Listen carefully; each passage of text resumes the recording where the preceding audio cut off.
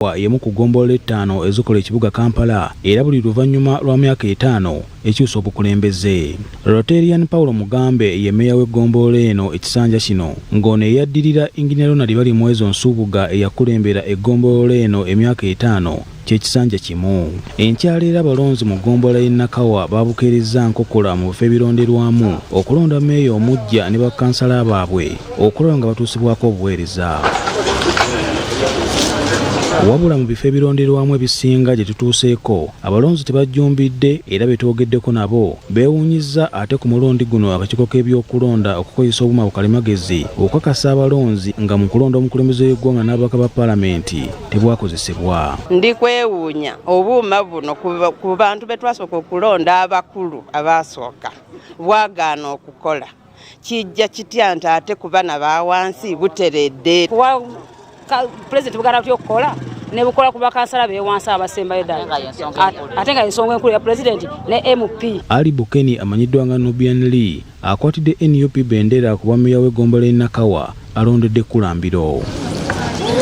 Bukeni agamba nti abantu b'e Nakawa agenda kubaweereza mu bwesimbu awatali kusosola muntu yenna. Nakawa ejjudde zigeto nyingi naye ate zino zigeto ezisinga ziri mu lutobaze, so tulina ekizibu ky'emyala. Emyala enkuba wetonnya gikyankalanya ekifo obukyafu abantu basuula mu kasasiro kubanga tewaliwo system ekunganya kasasiro.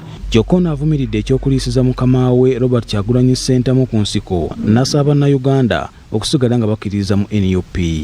So kikwasa ennaku nti omuntu gwe tulabanga leader wa party esinga obunene mu opposition ate ng'era abantu gwe balinamu essuubi okubanga bamuyisa bwe batyo mu mbeera eno y'akalulu. Ate ye Rotarian Paulo Mugambe avuganya ku bannamunigina alondedde ku Lakeside Ruzira.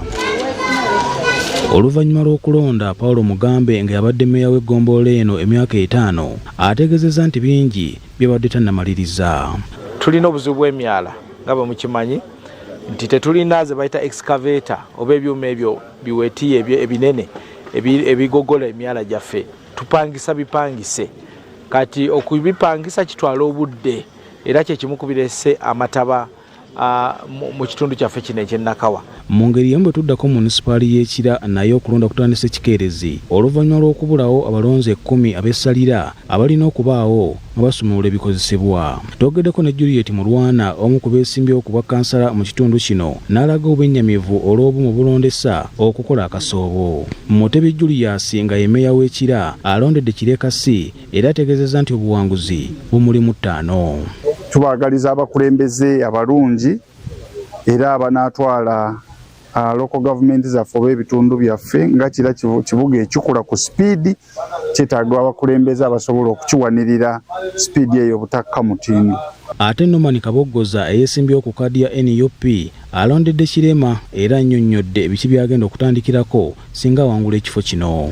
Mu mbeera y'emu okulonda mu bitundu by'emukono okutandisa ekikeerezi era ebifo ebimu abalonzi bazza ekikeerezi ekirwisizaawo okulonda. Okusinziira ku Joash Musendi ng'ono ye ssentebe wa DP mu Mukono Central Division tekisinza okuviirako abalonzi obutajjumbira kulonda kuno kivudde ku mivuyo egyaliwo mu kulonda okuze kubeerawo. Abantu baffe bagenze baggwamu amaanyi kubanga abantu be balonda si be balangirira. Ate yakulira okulonda mu kibiina ki NUP Richard Lugoloobi gwe tusanze ku kyalo Kiwanga mu ggombolola y'e Goma ategeezezza nti abalonzi babadde bagezaako okujjumbira okulonda wabula era omuwendo gwabwe tegumatiza. Okwerosi 5 bagenda okwesanga nga olunaku luwedde ku box erina abantu 17 naye at least waliwo okujja abantu bakeddemu naye ate bapuuza naye abantu tebaakirira era ne polling station abamu tebajjumbidde. Ye omubaka w'ekibuga Mukono Betty Nambozi Bakireke alumiriza akabinja k'abakanyama abagenda bakyusa ebiva mu kulonda ekiviiriddeko omuwendo gw'abalonzi okusalika.